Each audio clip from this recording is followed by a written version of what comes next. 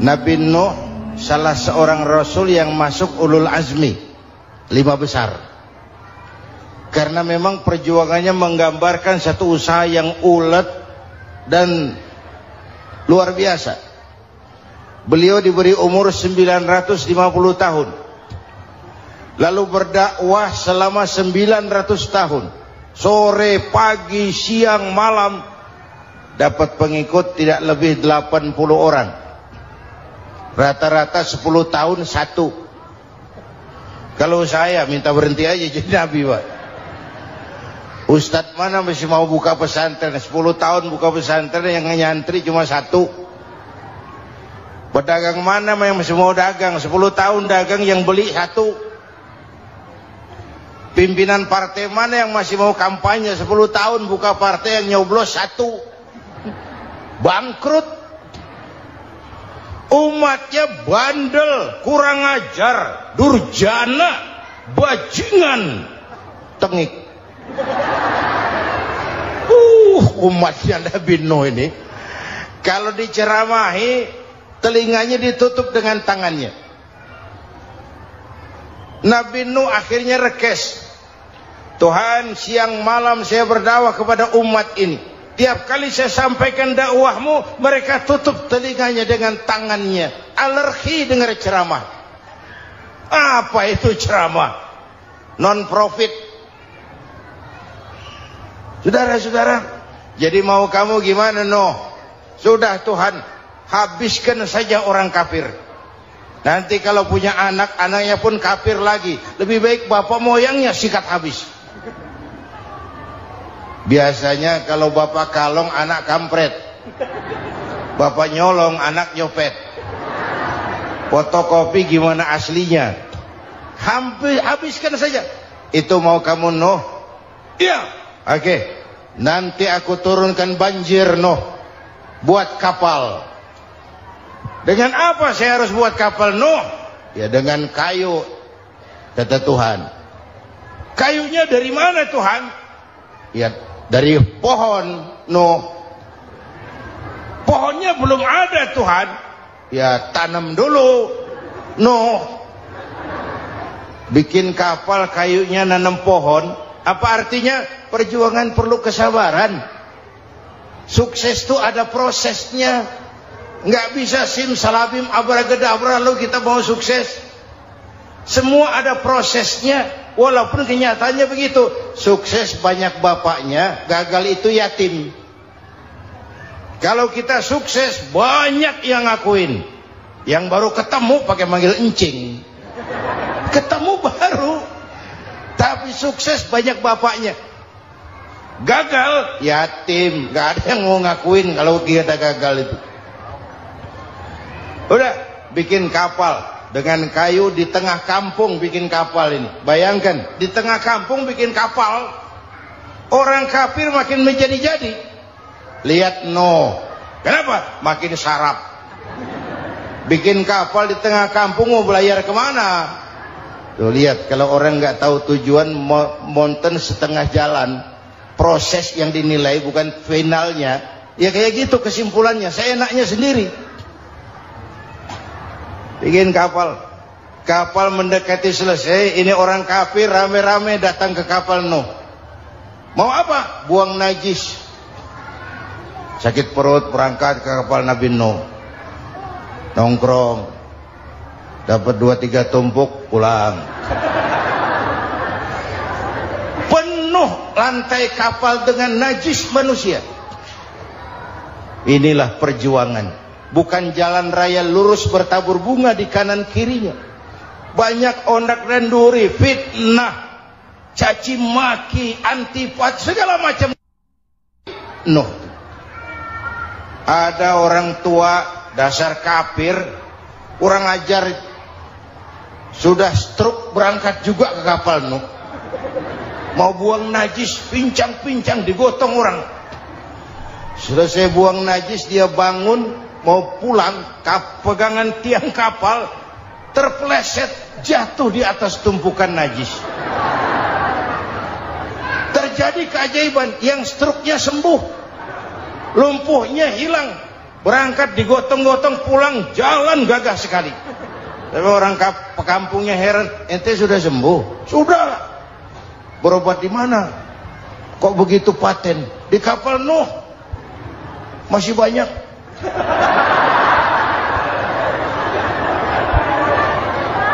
Yang berasa perlu obat bawa rantang. Ambil bersih lagi geladak kapal itu. Sudah selesai Nuh? Selesai. Oke, kau orang yang beriman bersamamu, binatang serba sepasang, naik Nabi Nuh, naik orang beriman, naik binatang serba sepasang. Ini cikal bakal penyelamatan manusia, Pak. Naiklah orang beriman, sudah naik semua, Nabi Nuh kontrol. Ini contoh buat kita, kontrol. Sudah naik semua teman-teman, sudah.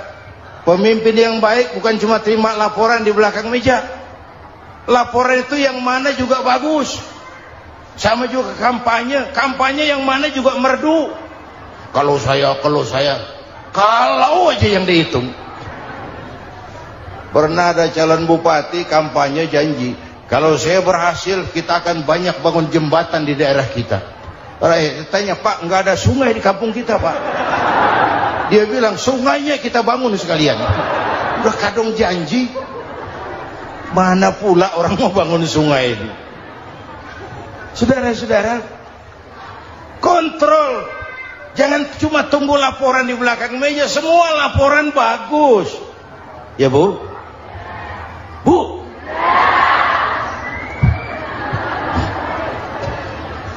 Nabi Nuh kontrol. Sudah naik semua? Sudah Nuh. Pulan bin Pulan naik Nuh. Paimin bin Tukijo naik, kami lihat naik. Ada orang Jawa juga Kiai? Ada. Sudah kontrol, Kanan anak saya ikut nggak naik kapal? Kami tidak lihat itu Nuh. Kanan, ini potret.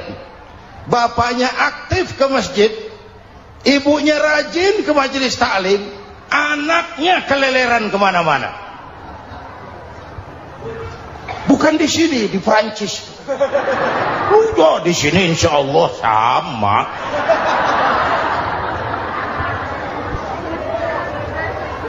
Nuh karena sayang anak, Nuh karena cinta anak, Nuh karena tanggung jawab anak, cari naik ke atas kapal. Lihat Kanan, anak saya, nggak lihat Nuh. Turun ke ruang bawah, periksa lagi. Mang, ayah Kanan di dia. Jamaah Tasik nih rupanya di dalam. Tuh ayah mang. Ayah kemana ya budak ini? Turun ke bawah, tanya lagi. Ono Kanan toh? Ora nano raketo. Rombongan Jawa Tengah. Naik ke atas buritan.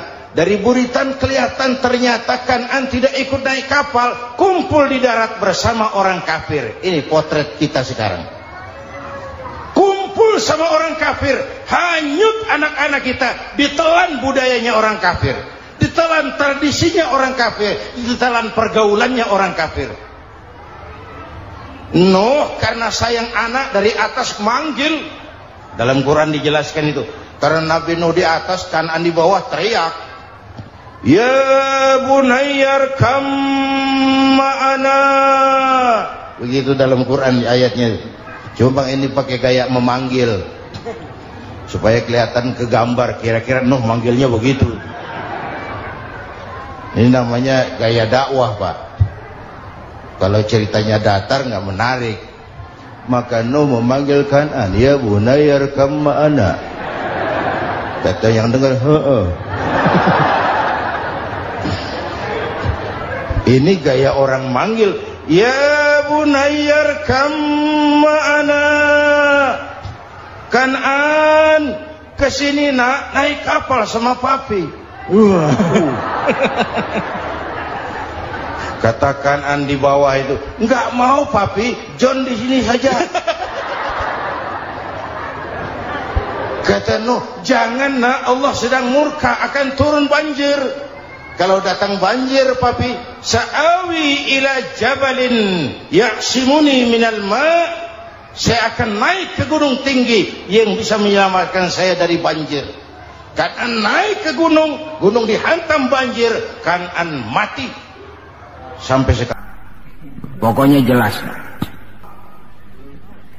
Bukan kalau mau saya catat besok berangkat, ini gampang kok ini. Setiap penganut agama mempunyai kitab-kitab yang suci atau dianggap sebagai suci. Semua agama. Orang Nasrani punya kitab Injil. Orang Yahudi punya kitab Taurat. Orang Hindu punya kitab Weda. Orang Buddha punya kitab Tripitaka. Pengikut Konghucu punya kitab Tao Te Ching. Orang Majusi pengikut Zoroaster punya kitab Zen Avesta. Orang kebatinan punya kitab Serat Centani, Hidayat Jati, atau Darmo Gandul. Kita umat Islam oleh Allah diberikan Al-Quran yang kita yakini sebagai kitab suci. Kunon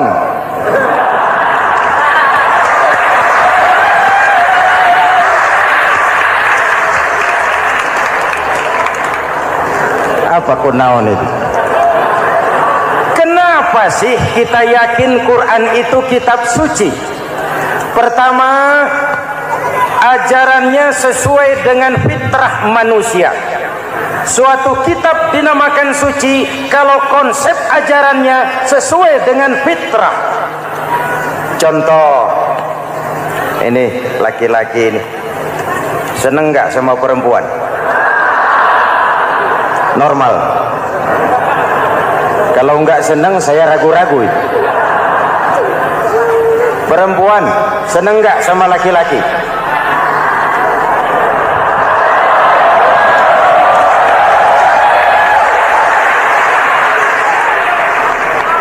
Ini fitrah. Laki-laki suka perempuan, perempuan suka laki-laki. Quran memahami itu. Hai laki-laki, kau senang dengan perempuan. Hai perempuan, kau suka dengan laki-laki. Oke, lewat sini, lewat pintu yang disebut nikah.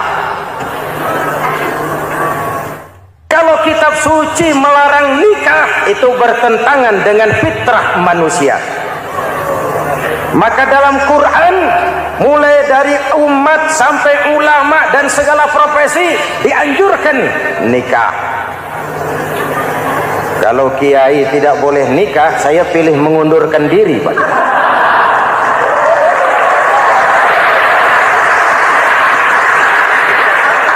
Itu bertentangan dengan fitrah. Lagian mubazir dikasih perabotan nggak dipakai.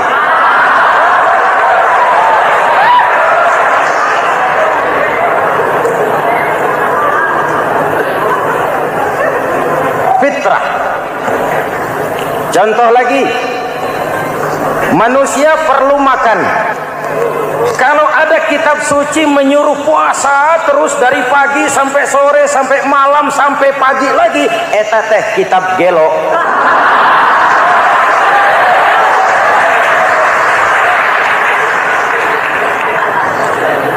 Quran sesuai dengan fitrah. Puasa mulai dari imsak sampai datang waktu maghrib. Puasa ngebleng dari pagi sampai sore sampai malam merusak kesehatan. Malam berpuasa boleh bergaul dengan istri. Kenapa? Fitrah. Kalau siang tidak boleh, malam tidak boleh, sebulan penuh panas kepala.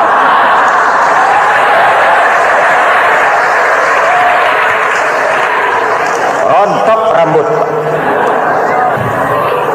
Hadirin yang saya hormati, itu yang pertama. Yang kedua, kita yakini Quran sebagai kitab suci karena isinya tidak saling bertentangan, konsekuen, konsisten. Kalau ada satu kitab, di satu ayat mengajarkan Tuhan Esa, di lain ayat mengajarkan 3, liar eta mah. Bagaimana kitab suci isinya paradoks? Bagaimana kitab suci isinya saling bertentangan? Di ayat manapun sekali Quran berkata Allah itu Esa, selamanya Esa. Isinya tidak saling bertentangan. Lalu yang ketiga, kita yakini Quran kitab suci karena dia bersih dari intervensi manusiawi. Sejak turunnya Al-Quran menantang, jikalau kamu ragu terhadap Quran yang kami turunkan kepada hamba kami Muhammad, kamu anggap itu cuma bikinan Muhammad. Kalau Muhammad bisa, kamu tentu bisa. Bikin satu surah semacam Al-Quran.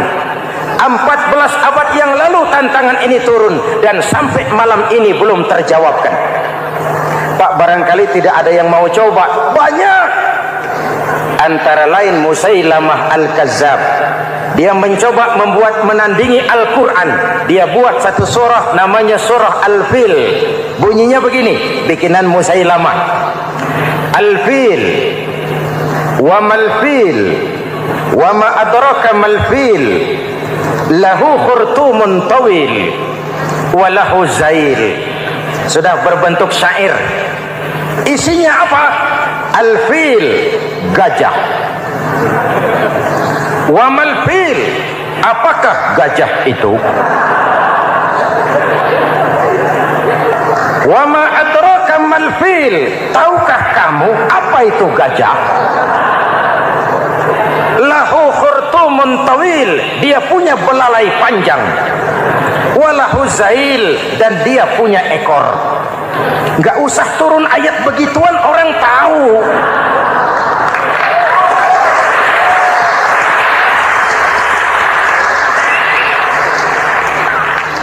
Kalau redaksi mendekati, maka isi jauh panggang dari api. Kitab suci bersih dari campur tangan manusiawi. Maka Al-Quran, ke bahasa apapun dia diterjemahkan, naskah aslinya tetap ikut.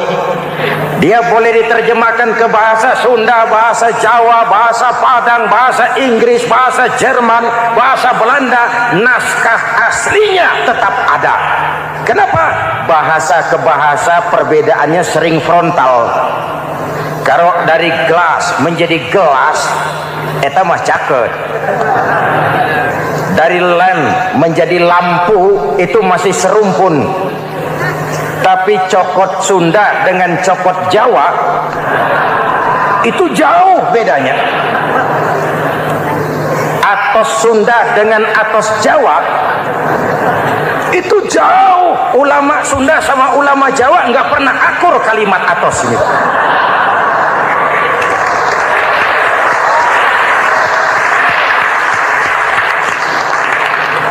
Inilah kebenaran janji Allah, inna nahnu nazzalna dzikra wa inna lahu lahafizun.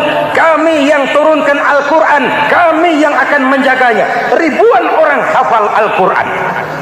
Lalu apa pesan-pesan misi utama Al-Quran? Pertama, menegakkan tauhid. Ini yang lebih dahulu. Membentuk kualitas sumber daya manusia dengan menanamkan nilai-nilai keimanan, membebaskan dari ketergantungan kepada benda. Ya ayyuhan nasu ubudu rabbakumul ladzi khalaqakum.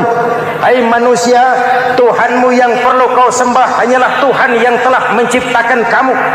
Jangan menyembah Tuhan yang tidak pernah menciptakan kamu. Mengapa kau menyembah harta padahal dirimu lebih berharga dari harta? Kenapa kau menyembah pangkat dan jabatan padahal dirimu lebih berharga dari pangkat dan jabatan?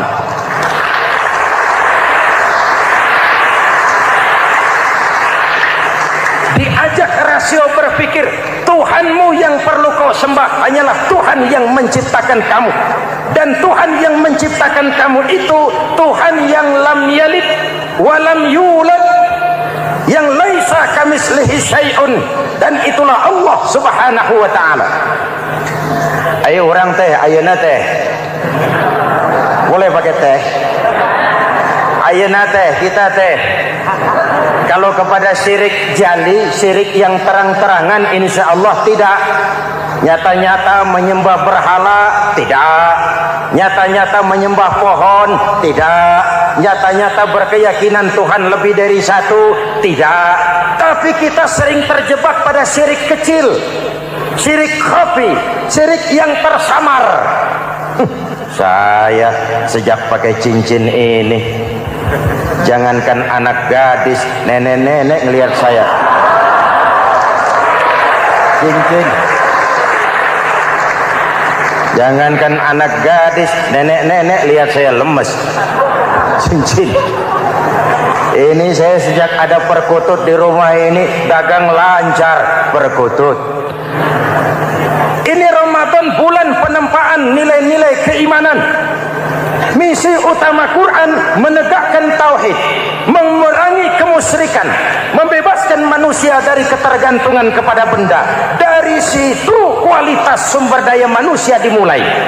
Saya sering ungkapkan selama ini sistem pendidikan kita cuma mengisi otak, bukan membentuk watak. Otak diisi segala macam ilmu, tapi hati kosong, agama rapuh, akhirnya moral rendah. Muncul manusia-manusia yang pintar, cuma sayang tidak benar. Indonesia kita bangkrut, Indonesia kita terpuruk, Indonesia kita sakit sekarang ini, kan ulahnya orang-orang yang pintar tapi tidak benar.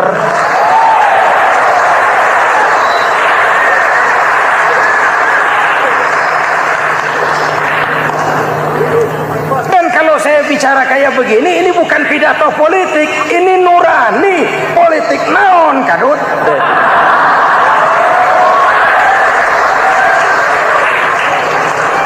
Ini nurani, ini tanggung jawab sebagai anak bangsa. Ibu bapak, saudara-saudara hadirin yang saya hormati, Rasul kalau masuk sepertiga yang akhir, sing-singkan lengan baju, hamparkan sajadah, lebih banyak di masjid daripada di rumah. Itu Rasul. Maka sepertiga yang akhir masjid makin ramai. Lihat Masjidil Haram. Lain dengan kita. Sepertiga yang akhir masjid mulai mengalami kemajuan. Safnya makin maju.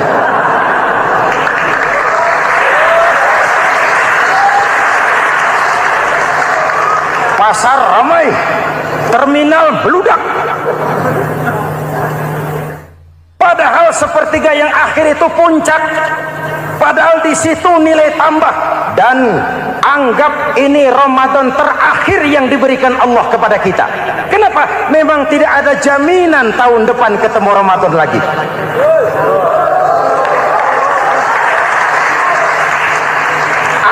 Ini Ramadan terakhir yang diberikan Allah kepada kita.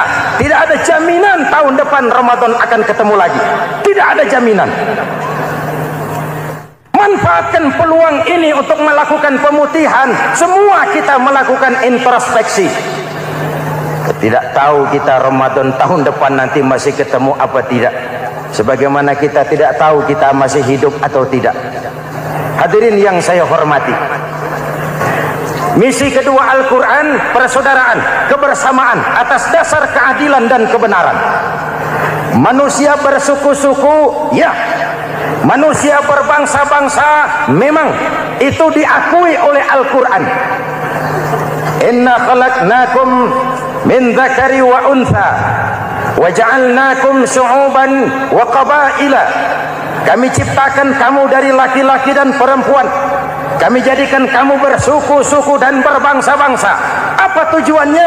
Agar kamu saling mengenal satu dengan yang lain. Persaudaraan, kebersamaan atas dasar keadilan dan kebenaran. Yang terlepas dari ras. Dari manapun orang datang, apapun warna kulitnya, dari suku apapun ia dilahirkan, kalau akidahnya sama, itu kan saudara kita.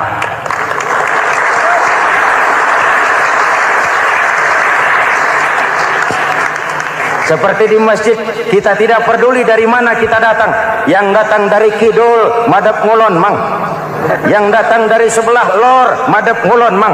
Yang datang dari sebelah wetan, madhab kulon mang. Yang datang dari kulon,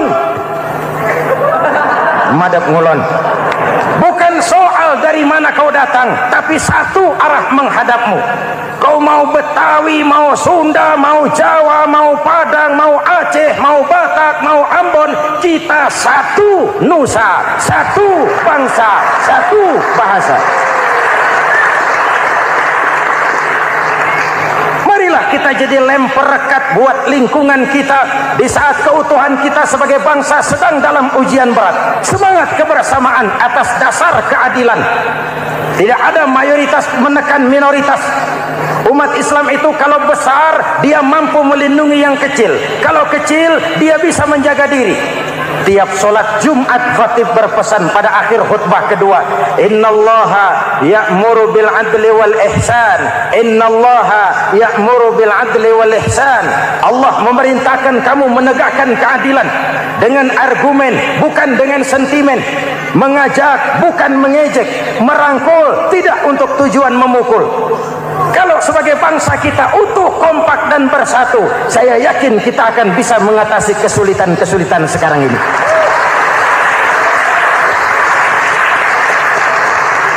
Kan kita prihatin kadang-kadang tawuran antar desa, antar RT, antar RW, antar kecamatan, sampai antar elit di atas.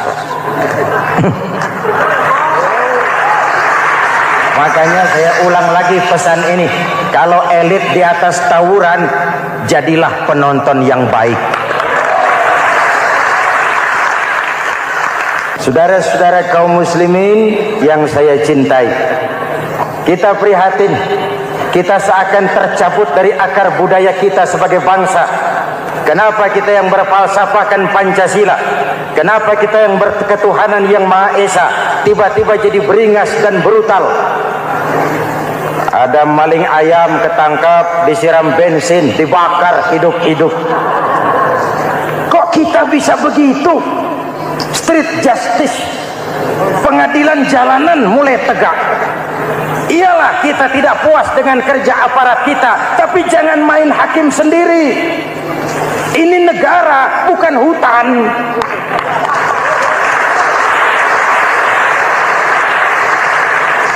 Jangan mencegah kemunkaran dengan menegakkan kemunkaran baru. Oleh hal-hal yang sepele yang mestinya kita bisa mencari jalan keluar dengan baik. Ayo luruskan saf, rapatkan barisan, satukan langkah, tautkan hati. Kita satu umat yang satu, diikat oleh Al-Quran. Hanya dengan kebersamaan kita akan mampu menata hari esok yang lebih baik atas dasar keadilan dan kebenaran. Dulu teh Muhammad Toha teriak takbir ngadepi Belanda. Bung Tomo teriak takbir ngadepi Belanda. Ayeuna takbir ngadepi batur sadulur salembur. Nanaunan.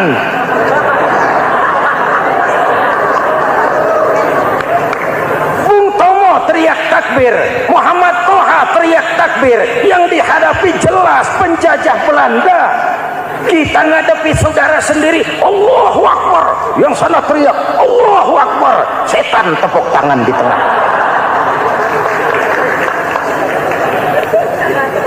Yuk kita rukun yuk. Kita kompak yuk.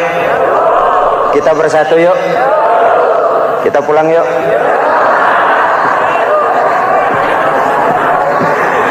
Ini misi kedua. Misi yang ketiga, Al-Quran membebaskan manusia dari gaya hidup sekuler.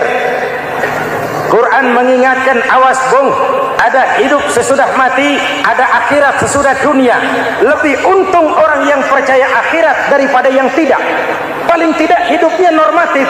Contoh, saudara yakin akhirat ada, lalu saudara hidup baik-baik, menjauhi yang munkar, meninggalkan yang haram, saudara sujud, puasa, jihad, lalu saudara mati. Setelah mati ternyata akhirat tidak ada ruginya. paling kurang kita sudah dicatat sebagai orang baik. Sebaliknya, saudara tidak percaya sama akhirat, lalu hidup seenaknya, judi, mabuk, zina, nipu orang, korupsi, tenggelam dalam kemunkaran, lalu mati. Setelah mati ternyata akhirat ada. Kemana anjen? Lebih untung orang yang percaya akhirat ketimbang yang tidak. Hidupnya ada rem. Iya Pak, saya kepengen banyak uang, tapi kalau main judi nanti di akhirat bagaimana? Iya, saya kepengen jadi orang kaya, tapi kalau korupsi, nipu orang, buka peternakan tuyul, nanti di akhirat bagaimana? Gaya hidup yang berkeseimbangan. Ada hidup sesudah mati dan ada akhirat sesudah dunia. Yang keempat, Quran membebaskan manusia dari belenggu kebodohan. Quran ayat yang pertama turun sudah berkata, Iqra, baca, kamu jangan jadi bodoh. Kebodohan menimbulkan kemiskinan, kemiskinan mendekatkan kepada kekufuran. Yang kelima, ini kado buat ibu-ibu, Quran mengangkat harkat, derajat dan martabat kaum wanita. Sebelum Quran turun, sebelum Islam datang, nasib wanita sangat menyedihkan. Dilahirkan hanya untuk melahirkan. Kalaupun berperan, peranannya tidak lebih segitiga. Dapur, sumur, kasur. Kasur, sumur, dapur. Dapur, sumur, kasur. Wanita dilecehkan, sekadar alat pemuas nafsu. Datang Islam, Rasul terenyuh, An-nisa imadul bilad. Wanita adalah tiangnya negara. Jikalau baik wanita, baik negara. Jikalau rusak wanita, hancur negara. Karena wanita, negara jaya. Betul? Karena wanita, negara hancur. Betul? Maka wanita adalah bidadari yang kadang-kadang setan. Kadang-kadang.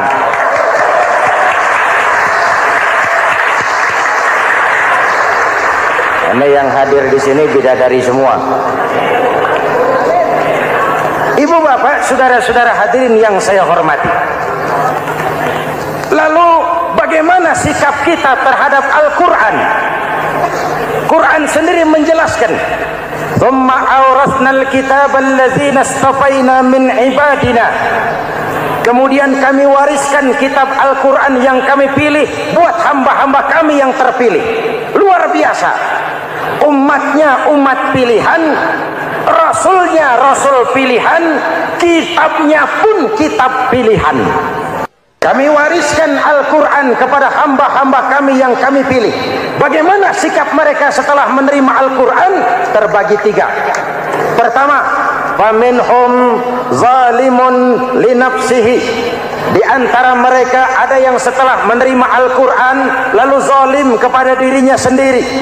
Diterimanya Al-Quran dengan lidahnya, tapi ditolak dengan perbuatannya.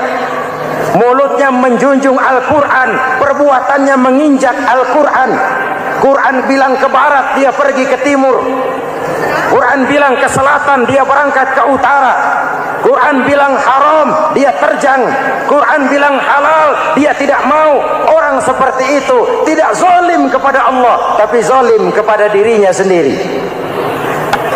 Mudah-mudahan kita yang termasuk golongan ini. Amin. Yang kedua, wa minhum muqtasid. Di antara mereka ada yang menerima Quran 50-50. Separuh-separuh. Yang enak dilaksanakan, yang berat ditinggal. Padahal pada sisi lain Quran mengajarkan masuklah ke dalam Islam secara total. Kafah, jangan separuh-separuh. Ini watak munafik. Kalau dilihat Islam menguntungkan, rame-rame teriak Islam. Ketika diminta berjihad, diminta berkorban, diminta zakat, rame-rame mengundurkan diri. Saya bangkrut Pak, saya miskin Pak, saya pailit Pak. Mental itu dalam awal-awal Baqarah dijelaskan. Kullama adha'a lahum masyaw fi wa idza adlama 'alaihim qamu. Kalau terang mereka berangkat, kalau gelap maaf, mereka mandek. Itu ciri orang munafik beragama. Kalau Islam menguntungkan, rame-rame teriak Islam. Ketika diminta berjihad, berkorban, berjuang, rame-rame mengundurkan diri. Muqtasid. Golongan yang ketiga, ini yang ideal. Wa minhum sabiqum bil khairati biiznillah. Di antara mereka ada yang setelah menerima Al-Quran lalu berlomba-lomba mengamalkannya, berlomba-lomba melaksanakannya. Jangan sampai yang baca Quran dengan suara merdu dapat piala, yang mengamalkan Quran dengan konsekuen dapat penjara.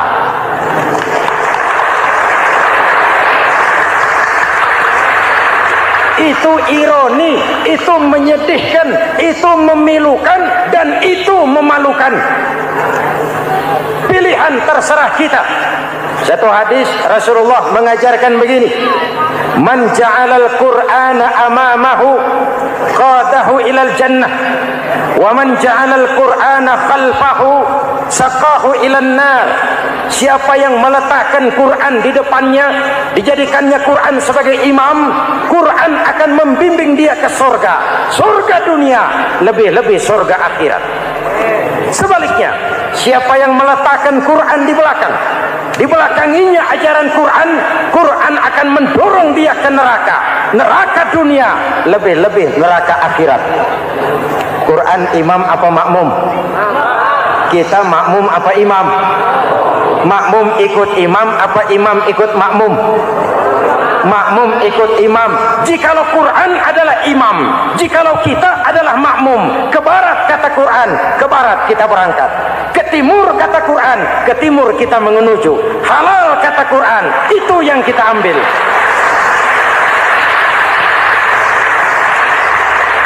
Mari kita jadikan Ramadan sebagai bulan di mana sedikit demi sedikit kita berupaya kembali menjadi generasi yang Qurani. Rasulullah pernah ditanya, kalau Tuhan wafat ya Rasul, kemana kami minta nasihat? Aku tinggalkan kamu dua nasihat. Satu yang diam saja, satu yang bisa bicara. Yang bisa bicara apa ya Rasul? Al-Quran.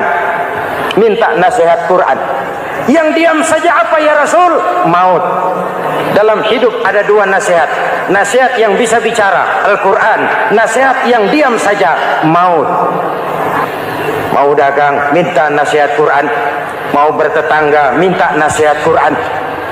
Itu nasihat. Nasihat yang kedua, diam saja, tahu-tahu datang maut. Makanya anggap ini Ramadan terakhir yang diberikan Allah kepada kita, karena tahun depan tidak ada jaminan kita bertemu Ramadan. Manfaatkan 10 yang akhir untuk meningkatkan nilai ibadah kita kepada Allah Subhanahu wa taala. Bahwa seorang pengikut menyesuaikan tingkah laku, gaya hidup dengan orang yang diikutinya. Jangankan di dunia ini, di akhirat nanti identitas ini akan dimintakan pertanggungjawaban jawab dan akan ditanyakan kepada kita. Sekurang-kurangnya menjadi pengikut rombongan orang besar merupakan suatu nikmat. Paling tidak kita bisa numpang mujur. Kalau saya berangkat ke Bali ikut rombongan Pak Menteri misalnya, saya bisa bebas timbangan, tas saya tidak usah diperiksa-periksa barangkali. Kenapa? Ini rombongannya Pak Menteri, numpang mujur. Itu sekurang-kurangnya. Tetapi tentu untuk menjadi anggota rombongan Pak Menteri ini kan harus ada tanda, ciri-ciri atau yang disebut identitas. Kalau kita mengaku dan memproklamirkan diri sebagai umat Nabi Muhammad, sebagai pengikut beliau, apa sih identitasnya, ciri-cirinya? Inilah yang akan kita bicarakan pada kesempatan ini, bersumber dari surah Al-Fatah ayat 29.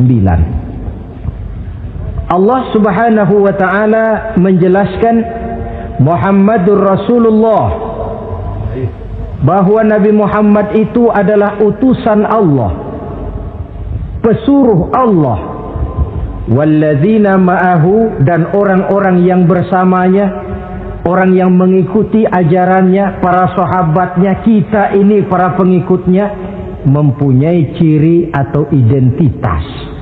Dalam ayat ini ada 5 ciri yang dijelaskan. Pertama, asyidda'u 'alal kuffar. Pengikut Nabi Muhammad bersikap tegas kepada orang-orang kafir. Apa artinya tegas di sini? Saudara-saudara, tegas di sini artinya bukan main marah-marahan, tidak ngajak berkelahi, bukan juga menantang perang. Tegas di sini artinya mempunyai prinsip, mempunyai garis yang nyata di dalam keyakinan beragama. Garisnya apa? Tidak lain, lakum dinukum waliyadin. Bagi Tuhan agama Tuhan, bagi kami agama kami. Silahkan Tuhan melaksanakan agama Tuhan, kami akan melaksanakan agama kami. Kami menghormati Tuhan, Tuhan pun menghormati kami. Tetapi soal agama tidak usah dicampur adukkan. Identitas semacam ini perlu kita tegakkan kembali. Sebab apa? Sebab di zaman sekarang orang mulai mengaburkan nilai-nilai kebenaran dari agama, yang pada akhirnya menanamkan sikap ngambang terhadap agama. Misalnya kita ini dibuai dengan kalimat yang kelihatannya bagus tapi sebenarnya mengandung racun. Kata orang, jangan fanatik, semua agama kan bagus, semua agama benar, semua agama thayyib. Terus terang saja, saya bukan tidak setuju dengan kalimat itu. Saya beranggapan kalimat itu belum sempurna. Semua agama benar, jangan titik di situ, itu baru sekedar koma. Semua agama benar, koma, bagi penganutnya masing-masing, titik. Semua agama baik, koma, bagi penganutnya masing-masing, titik. Bagi kita yang muslim, yang benar Islam.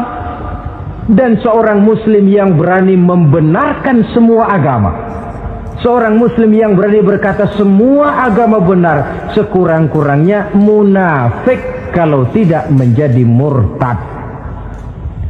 Wah Pak, itu namanya fanatik dong. Betul.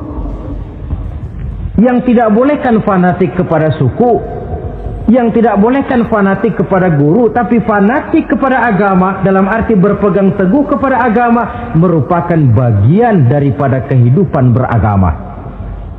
Hanyalah kalau umat Islam ini fanatik dengan agamanya, dia akan konsekuen, baik melaksanakan, mengamalkan maupun mengembangkan agamanya.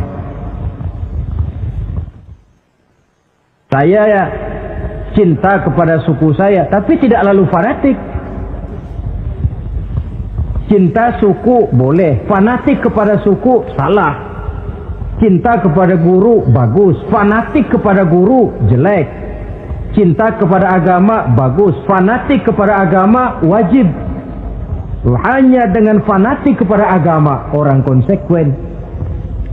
Yang jelek itu kan kalau sudah fanatisme kesukuan. Contoh, misalnya mentang-mentang orang Sunda, lalu ngomong saya ogah dengerin ceramah. Kenapa? Ustadznya bukan orang Sunda sih. Ini nggak bener, emangnya Nabi Muhammad kelahiran Ciamis? Kan tidak.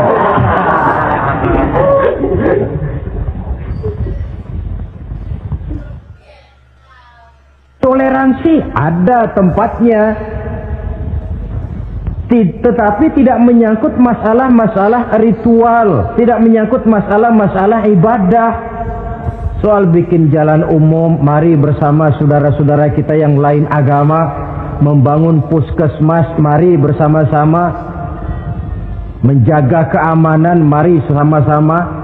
Tapi kalau sudah menyangkut masalah ibadah, kembali kita kepada prinsip lakum dinukum waliyadin. Bagi Tuhan silahkan melaksanakan agama Tuhan, kami pun akan melaksanakan agama kami. Silahkan menyebarkan agama, tetapi jangan kepada orang yang sudah beragama. Ini batas toleransi. Jangan menyebarkan agama kepada orang yang sudah beragama. Maka dalam sejarah sudah dibuktikan, alhamdulillah, kalau kita mau objektif menilai sejarah, ketoleransian umat Islam itu sudah dibuktikan oleh fakta sejarah. Tetapi tanpa harus mengorbankan nilai-nilai akidah, keyakinan-keyakinan yang harus kita jaga dan kita pertahankan. Taruhlah kita sekarang masih disanggup berkata dan berpendirian semacam itu.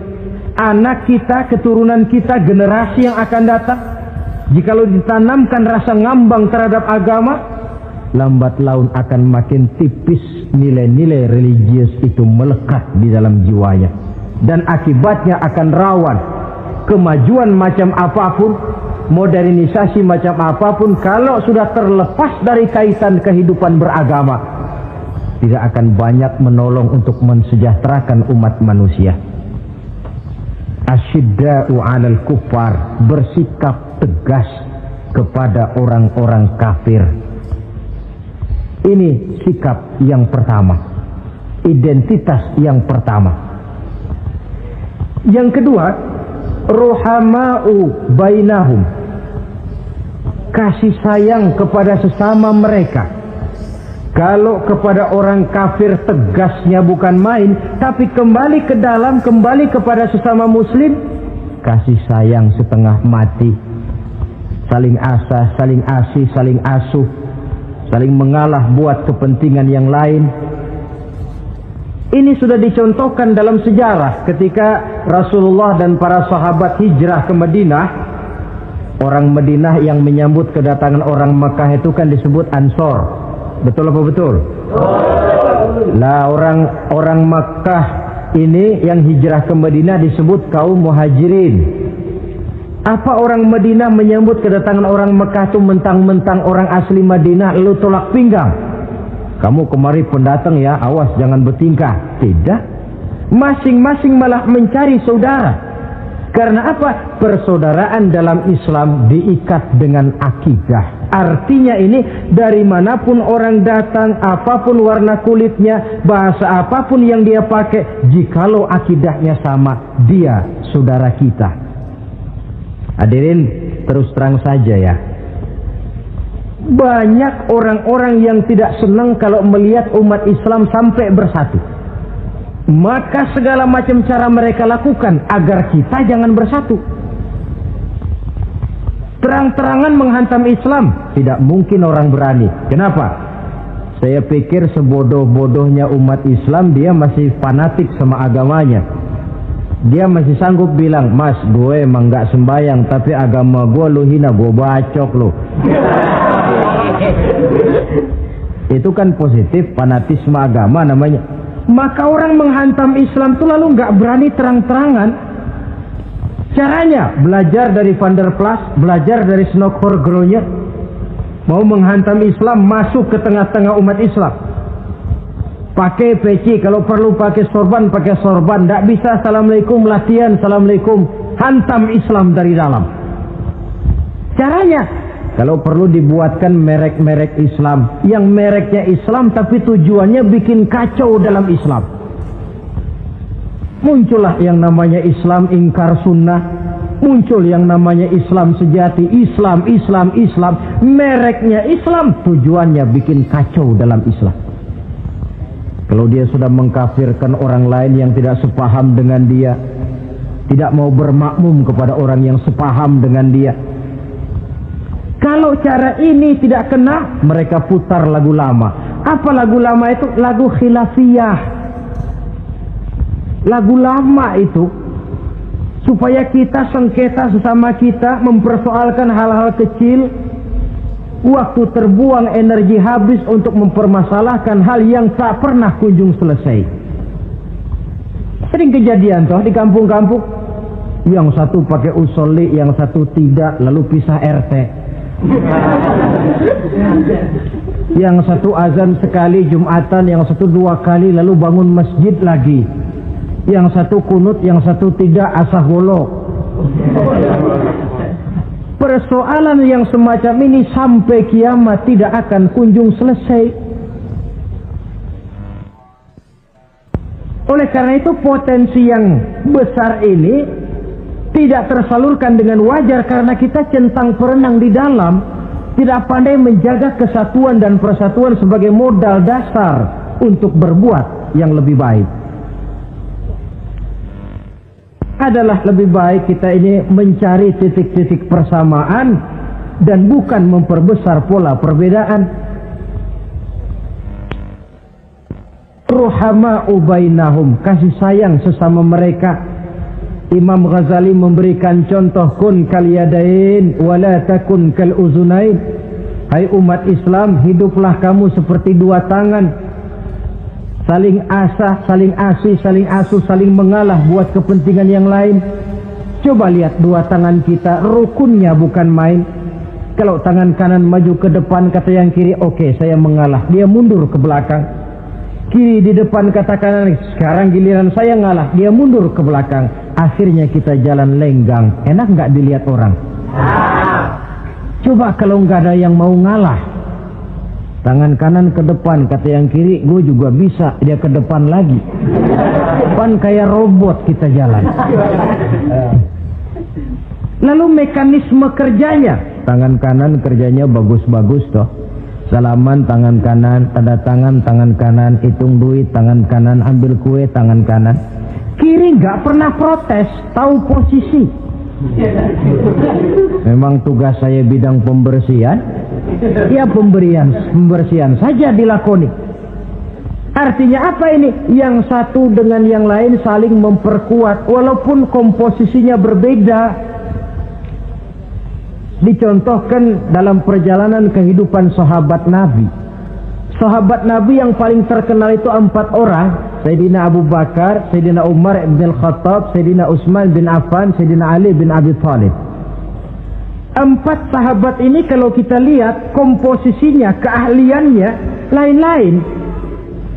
Coba, ada Sayyidina Abu Bakar, ini sahabat merangkap mertua. Kalau bahasa sekarang, Abu Bakar ini disebut kiai diplomat.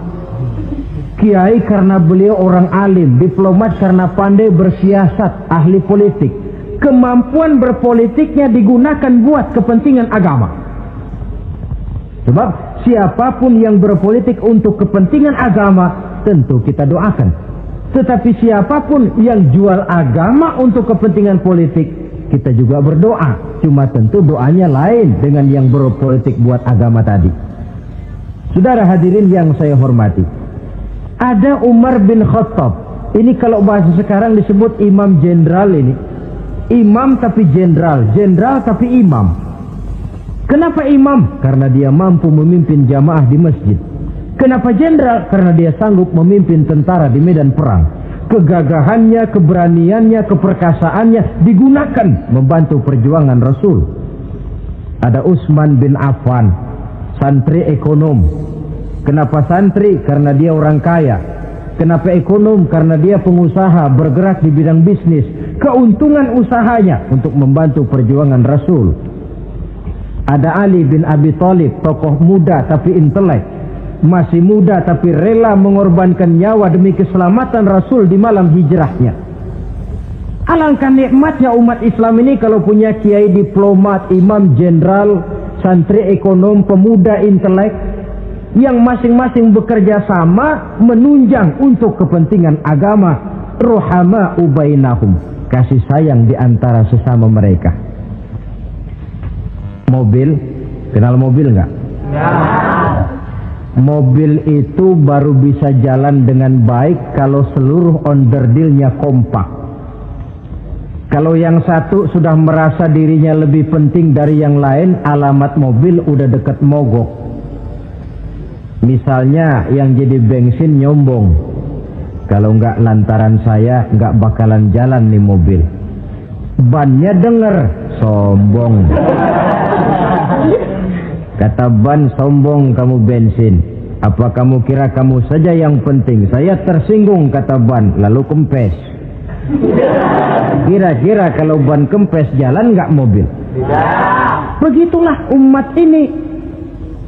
Kayak satu bangunan, ada yang jadi jendela, pintu, tiang, genteng dan sebagainya. Tetapi satu sama lain hendaknya saling memperkuat.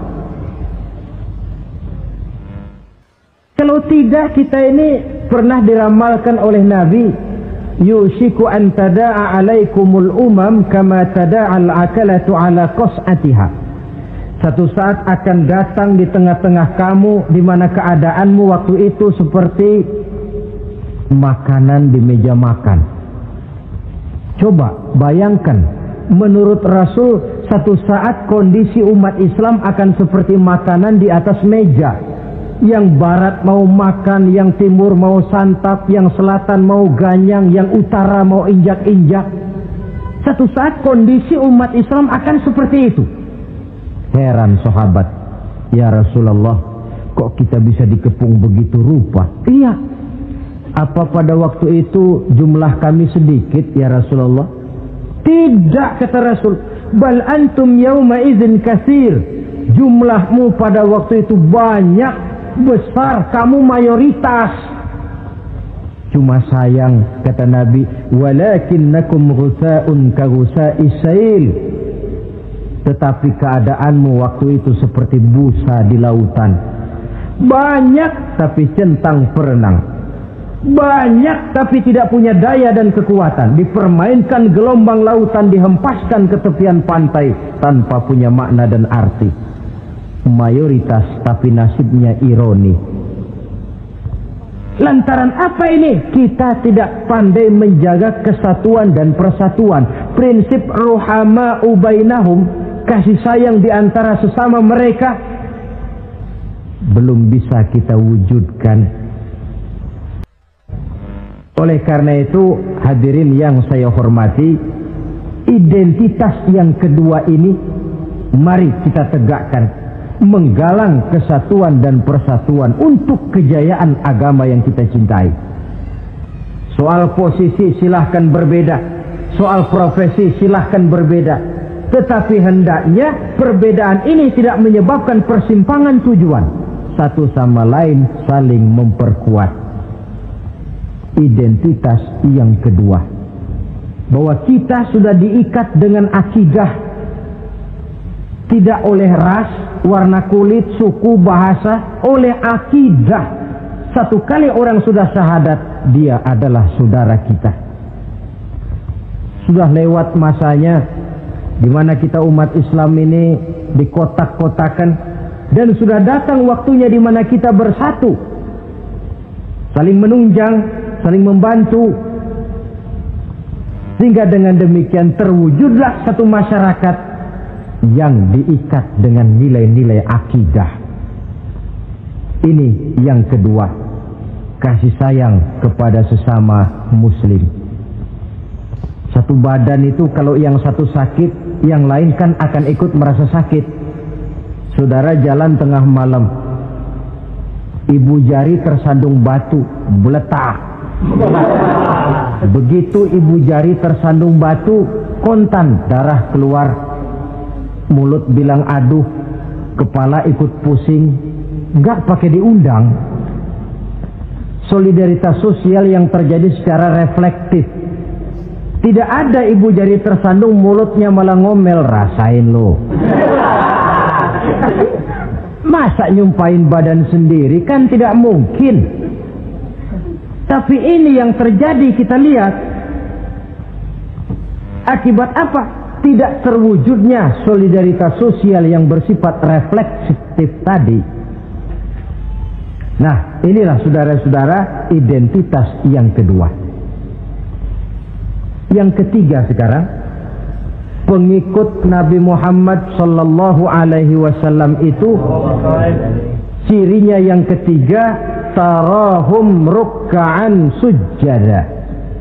Engkau lihat mereka ruku dan sujud, mendirikan solat. Ini identitas, ciri. Di akhirat nanti akan diperiksa dengan seadil-adilnya. Siapa? Saya, Pak. Saya siapa? Pengikut Nabi Muhammad. Betul? Betul. Baik. Pengikut Nabi Muhammad itu tandanya ruka'an sujada, ruku dan sujud. Sampean ngaku umat Nabi Muhammad, sujud, pernah sembahyang? Sembahyang juga, Pak. Berapa kali? Nggak banyak-banyak Pak, setahun 2 kali. Kapan itu? Idul Fitri sama Idul Adha. Kata petugas, syarat kurang, minggir. Sebab sering dikatakan sholat itu kan ada yang harian, ada yang mingguan, ada yang tahunan. Ada yang sholatnya harian. Yang harian ini juga 2 macam. Ada yang belang-belang, ada yang mulus. Kalau yang belang-belang itu kalau zuhur sholat, asar out. Asar kepegang, maghribnya melayang. Maghrib ketangkep, isya-nya terbang. Itu lumayan ketimbang yang seminggu sekali, cuma Jumat saja. Yang Jumat pun agak lumayan lah daripada yang setahun 2 kali, cuma Idul Fitri dan Idul Adha.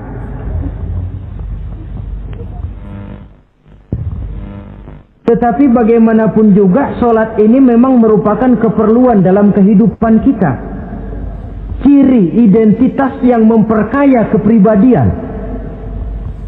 Pengikut Nabi orangnya ruku dan sujud. Sehingga di zaman sahabat tadi kondisi mereka digambarkan kalau siang seperti kuda perang, tetapi kalau malam seperti pendeta. Maksudnya apa? Di medan perang mereka gagah, tapi kalau sudah ruku dan sujud bukan main khusyuknya. Ruku dan sujud. Dengan kata lain, ciri pengikut Nabi Muhammad orangnya mendirikan sholat. Nah, masalahnya sekarang apa perlunya sholat dalam kehidupan kita? Yang jelas dia untuk menggembirakan Allah kok. Se-ASEAN orang tidak ada yang sholat, Allah tidak akan berhenti jadi Tuhan. Manfaatnya akan kembali kepada kehidupan. Nah, apa perlunya sholat dalam kehidupan kita?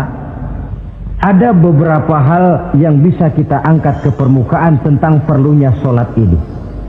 Jadi sholat itu perlunya kita, sehingga suatu saat nanti kita tidak lagi berkata saya wajib sholat, tapi kita akan berkata saya perlu sholat. Apa perlunya sholat dalam kehidupan kita? Pertama, sholat itu membuat orang rendah hati, tidak melonjak menjadi angkuh dan sombong. Yang kedua, sholat itu membuat orang tahu diri. Yang ketiga, sholat itu mendatangkan ketenangan jiwa dan ketentraman batin lantaran orang punya sandaran vertikal kepada Allah. Sehingga agama menekankan benar ini bukan cuma untuk kita, tapi juga anak kita, keturunan kita. Sehingga Nabi mengajarkan, ajari didik anak-anakmu sholat pada umur 7 tahun. Kalau umur 10 tahun mereka sudah berani meninggalkan sholat, pukul. Bukan dengan tujuan menyakiti, tapi mendidik anak supaya disiplin dengan sholatnya. Kayaknya kita yang hidup di zaman serba modern ini, soal anak mau sholat atau tidak, kayaknya orang tua itu, kalau istilah anak sekarang, cuek-cuek aja. Jarang yang mengadakan inspeksi, pengecekan anaknya sudah sholat apa belum. Lalu sholatnya disiplin apa tidak. Jarang yang memberikan sugesti dan rangsangan supaya anaknya mendirikan sholat. Saya jarang mendengar orang tua muslim yang berkata, nak, kalau kau hafal Fatihah dengan artinya bapak beliin sepatu baru. Nak, kalau kau hafal juz amma, bapak beliin sepeda. Sugesti untuk hal-hal yang bersifat agama sangat langka. Tapi kalau sudah hal-hal yang bersifat umum, wah, nah, kalau kamu lulus nanti SD ya, kita piknik ke Tangkuban Perahu, lulus SMP tur ke Bali, lulus SMA piknik ke Singapura. Rangsangan dan dorongan, baguslah itu. Tetapi alangkah akan lebih bagusnya jika untuk hal-hal yang bersifat agama kita pun sanggup memberikan sugesti, rangsangan dan dorongan kepada anak-anak kita. Sehingga sejak kecil mereka sudah terbiasa dengan sholat. Sejak kecil mereka sudah disiplin dengan sholatnya. Kalau tidak, kayu itu kalau mau dibengkokkan pada saat dia masih kecil, Kalau sudah besar baru mau dibengkokin, repot kayu itu. Membentuk orang soleh itu harus dimulai sedini mungkin. Karena itu salah satu fungsi solat Allah jelaskan, inna sholata tanha 'anil fahsya wal munkar. Bahwa solat yang dikerjakan dengan betul mampu mencegah manusia dari perbuatan yang keji dan munkar. Jadi dengan kata lain orang yang disiplin dengan solat, terpeliharalah dirinya dari perbuatan yang keji dan munkar. Hadirin yang saya hormati, suatu kenyataan barangkali yang memang tidak bisa kita pungkiri, bahwa kemajuan ilmu pengetahuan dan teknologi sekarang ini makin mengagumkan. Dunia seolah-olah telah dirombak oleh manusia dari sebuah daerah kosong menjadi gedung-gedung pencakar langit yang tinggi. Orang sudah bertandang ke bulan, dan dalam beberapa tahun mendatang boleh jadi akan bertandang pula ke planet-planet lainnya. Kekurangan air minum bisa diatasi dengan penyulingan air laut.